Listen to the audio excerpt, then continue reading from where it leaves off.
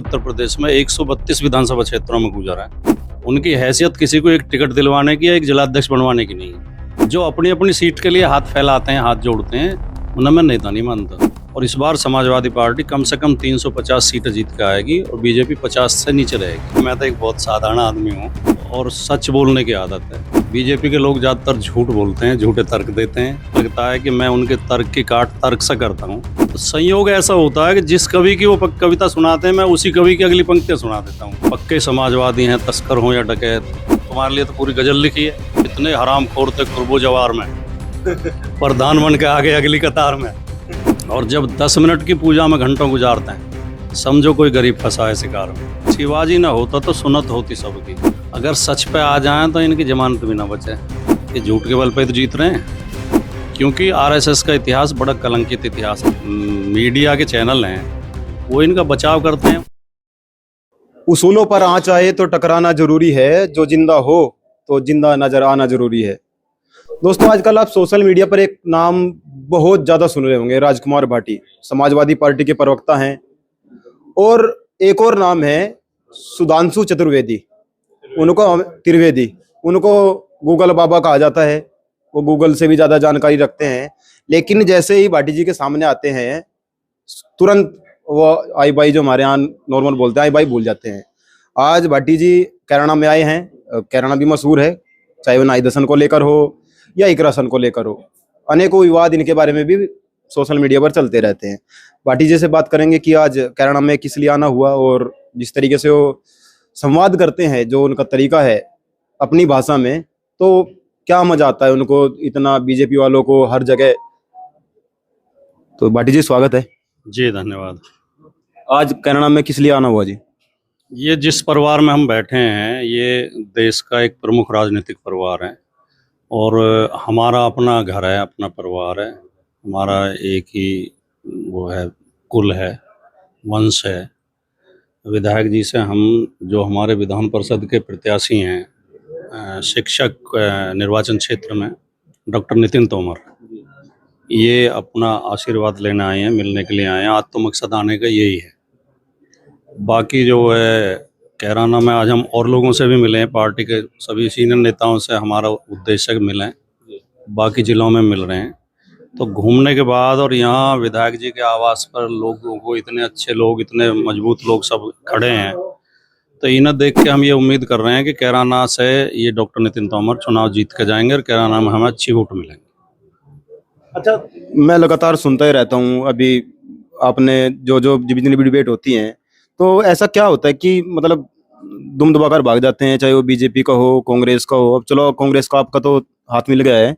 BJP वाले बड़े, वे तो सुधांशु जी तो किसी को बोलने नहीं देते थे, लेकिन जब से आप आए हैं मैदान में, तो आप तो मतलब चौकी से बात नहीं करते, आप न रन लेते एक आधा। नहीं, मुझे तो ऐसी गलत फहमी बिल्कुल भी नहीं है कि भाई मेरे सामने दुम दबा के। मैं तो एक बहुत साधारण आदमी हूँ। दो चीज़ें ज़रूर मेरे साथ हैं कि एक तो मेरा थोड़ा अध्ययन है, मैंने हिंदी साहित्य में एमए किया है और पढ़ने लिखने की मेरी प्रवृत्ति है। मैं खुद भी कविता वगैरह लिख लेता हूँ।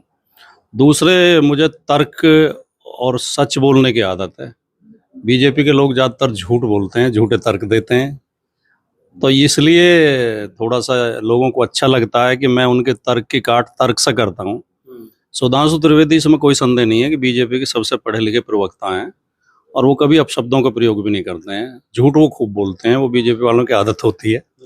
तो मैं उनके झूठ को तर्क से ही काटता हूँ और उन्हें कविता वविता बहुत याद है।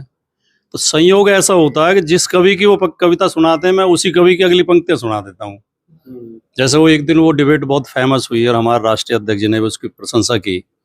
उन्होंने एक अदम गौंडवी जी की पंक्ति सुनाई कि उन्होंने कहा था कि पक्के समाजवादी हैं, तस्कर हों या डकैत, कितना असर है खादी के उजले लिबास में। तो मैंने कहा अदम जी ने, चलो मैंने मान लिया कि हमारे लिए लिखी थी, लेकिन तुम्हारे लिए तो पूरी गजल लिखी है। बोले क्या लिखा है? उन्होंने लिखा कि जितने हराम खोर थे कुर्बो जवार में, प्रधान बन के आगे अगली कतार में, और दीवार कूदने में जिनका रिकॉर्ड था, वे चौधरी बने हैं उम्र के उतार में। और जब 10 मिनट की पूजा में घंटों गुजारते हैं, समझो कोई गरीब फंसा है शिकार में। तो इसलिए लोग पसंद करते हैं कि वो, जो अब जैसे एक उदाहरण और दूं मैं आपको, कि एक बार वो भूषण कवि की पंक्तियां सुनाने लगे। भूषण जो है शिवाजी के दरबारी कवि थे, तो उन्होंने अब पहले राजा, हर राजा अपने दरबार में एक कवि रखता था जो झूठी सच्ची प्रशस्ति उसकी गाते थे। सब राजाओं को ईश्वर का अवतार बताते थे और सबको जो सबसे बड़ा वीर बताते थे। ये कवियों का काम था, उनकी रोजी रोटी इसी से चलती थी। तो भूषण की उन्होंने पंक्ति सुनाई कि शिवाजी ना होता तो सुनत होती सबकी, यानी अगर शिवाजी ना होते तो औरंगजेब सबको मुसलमान बना देता। तो मैंने कहा यार एक बार, अब उन्हें ये उम्मीद नहीं थी कि मैं भूषण की पंक्ति भी सुना दूंगा क्योंकि ये तो नाम भी कम लोगों ने सुना होगा। मैंने कहा एक बात, एक समस्या है इनकी बीजेपी वालों की कि कविता को इतिहास की तरह पढ़ते हैं। अरे कविता कविता होती है, कविता में थोड़ा बहुत झूठ भी चलता है, थोड़ी बहुत कल्पना भी चलती है। मैंने कहा भूषण ने तो ये भी लिखा है, तो मैंने उनको पूरा छंद सुना दिया कि साज चतुरंग सैन अंग में उमंगधार, सौरजा शिवाजी जंग जीतन चलत है, और तारा सो तरन धूर धारा में लगत जिम, थारा में थारा पारा पारा वारियों हालत है। यानी कि जब भूषण उसकी सेना चलती है शिवाजी की, तो इतनी धूल उड़ती है कि सूरज टिमटिमाता है तारे की तरह, और धरती ऐसे हिलती है जैसे थाली में पारा हिल रहा हो। तो क्या ये सच है? तो इसलिए वो आप जैसे लोग कह देते हैं कि भाई राजकुमार भाटी के सामने नहीं चलती या कुछ, लेकिन कोई ऐसी खास बात नहीं है, ये तो सब अपना अपना प्रयास करते ही।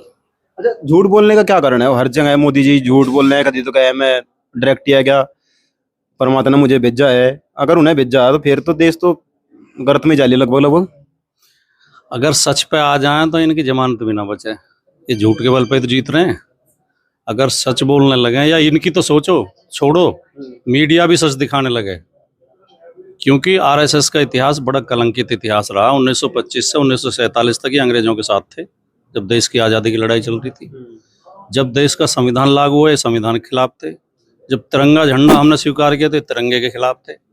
आरएसएस ने 2002 तक अपने मुख्यालय पर तिरंगा नहीं फहराया। राष्ट्रपिता महात्मा गांधी की हत्या में आरएसएस का नाम आया। तो जो संगठन राष्ट्रीय आंदोलन के खिलाफ रहा हो, राष्ट्रपिता की हत्या में शामिल रहा हो, राष्ट्रीय संविधान के खिलाफ रहा हो, राष्ट्र ध्वज के खिलाफ रहा हो, तो उसकी क्या स्थिति होगी अगर सच बोलने लगे तो? ये तो जो मीडिया के चैनल हैं वो इनका बचाव करते हैं, वरना इनका इतिहास तो बहुत ज्यादा कलंकित है। अच्छा, आपको क्या लगता है, इधर अखिलेश यादव जी 27 की तैयारी में हैं, उधर योगी जी कह रहे तीसरी बार भी हम तो, वो यहाँ नोएडा भी आए थे। नोएडा में एक कहावत है कि नोएडा जाता वो हार के जाता है। योगी जी कह रहे थे मैं जीतूंगा, वो जीत भी गए। अब की बार फिर क्या बताओ, कुछ सेटिंग वेटिंग कर ली? चोरी चक्कर का तो चल ही रहा काम। 2024 के लोकसभा चुनाव में हम बीजेपी को हरा चुके हैं उत्तर प्रदेश में। हमारी 37 सीट आई, इनकी 33 सीट आई। और 2027 की तैयारी सबसे पहले हमारी पार्टी ने शुरू कर दी है। हमने अभी से बूथ कमेटियां बनाना, उनको प्रशिक्षण, और 2026 के जनवरी में प्रत्याशी घोषित करने शुरू कर देंगे। और इस बार समाजवादी पार्टी कम से कम 350 सीटें जीत के आएगी और बीजेपी 50 से नीचे रहेगी। बीजेपी बहुत बुरी तरह हारेगी और समाजवादी पार्टी सरकार में आएगी। और जो अखिलेश यादव जी का पीडीए का नारा है, उस पर पूरा समाज एकजुट हो गया है। और जो दलित, पीड़ित, शोषित, पिछड़े, अल्पसंख्यक, सब किसान, मजदूर, नौजवान, सब अखिलेश यादव और समाजवादी पार्टी के नेतृत्व में इकट्ठे हो गए हैं। अच्छा, गुर्जर समाज से आप आते हैं, तो क्या लगता है, इधर चंद्रशेखर जी गुर्जर समाज की, गुर्जर रेजिमेंट की आवाज उठाते हैं। अब अखिलेश यादव जी भी कुछ दिन पहले हस्तिनापुर में आए थे, वहां भी वो गुर्जरों को प्रशिक्षित करने की बात कर रहे हैं। लगता नहीं आपको दोनों लुभाने की कोशिश कर रहे हैं? फिर मिलेगा क्या? बीजेपी को पूरा वोट किया गुर्जर समाज ने जमकर, और गुर्जर तो मैं देखता हूँ जब से मैंने होश संभाला है, जिसके साथ रहे हैं वही सीएम बन गया। मायावती जी के साथ रहे, अखिलेश जी के साथ रहे, मुलायम सिंह यादव जी के साथ रहे, अब योगी जी के साथ है, 2 बार सीएम बन गए। नहीं, किसी और को तो गुर्जर समाज की आवाज उठाने की इसलिए जरूरत नहीं है। गुर्जर समाज के पास अपने नेता मौजूद हैं। इकरा हसन है, नाहिद हसन है, अतुल प्रधान भी विधायक है हमारे। तो जिस समाज के पास अपने नेता मौजूद है, वो दूसरे समाज की क्या जरूरत पड़ी उन्हें आवाज उठवाने की? वीडियो में आप ये भी कह रहे थे गुर्जर समाज के पास नेता नहीं है, सिवाय थोड़ा बहुत अगर मैं कहूँ तो सचिन पायलट हैं। मैं बोल रहा हूँ, ये बात मैंने कही थी और इसका मैं बाकायदा अभियान चला रहा हूँ।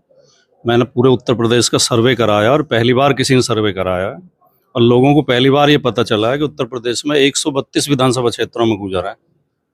132 विधानसभा क्षेत्रों में लोगों को पता ही नहीं था। और हम नवंबर में एक बड़ी रैली करेंगे जिसमें 132 की 32 विधानसभा क्षेत्रों से लोग आएंगे। उनमें हिंदू गुर्जर भी हैं, मुस्लिम गुर्जर भी हैं, दोनों समाज के लोग हैं। और हम माननीय अखिलेश यादव जी से, समाजवादी पार्टी से ये उम्मीद करेंगे कि इस बार हमारे टिकट बढ़ाए जाएं समाज के, और जो जीत के आए तो सरकार में हिस्सेदारी बढ़ाई जाए। तो वो मैंने इसलिए कहा था कि जो नेता उसमें मैंने बीजेपी भी बोला था, क्योंकि अब सत्ता में बीजेपी है। यूपी में भी और सेंटर में भी। तो बीजेपी में जो हमारे समाज के नेता ये सोच के गए थे कि तुम्हें बड़े सम्मान मिलेगा, उनकी हैसियत किसी को एक टिकट दिलवाने की या एक जिलाध्यक्ष बनवाने की नहीं है। पूरे उत्तर प्रदेश में बीजेपी का एक जिलाध्यक्ष गुजर है, समाजवादी पार्टी के तो 7-8 गुजर हैं। तो वो लोग नेता नहीं है। एक सचिन पायलट ऐसे नेता हैं जो जिनकी ये हैसियत है कि जो 2-4 टिकट दिलवा सकते हैं, 2-4 अध्यक्ष बनवा सकते हैं, जो अपनी अपनी सीट के लिए हाथ फैलाते हैं, हाथ जोड़ते हैं, उन्हें मैं नेता नहीं मानता। नेता वो हैं जो समाज के लिए जो आवाज उठाएं और समाज के लिए हक मांगे। चलो बहुत बहुत धन्यवाद। इनके पास आज समय कम है और अगली बार हम कोशिश करेंगे कि लंबी बात हो हमारी, क्योंकि 1 घंटे से पहले इनका निपटने वाला नहीं है। जुड़े आप गांव के साथ। जय हिंद, जय भारत।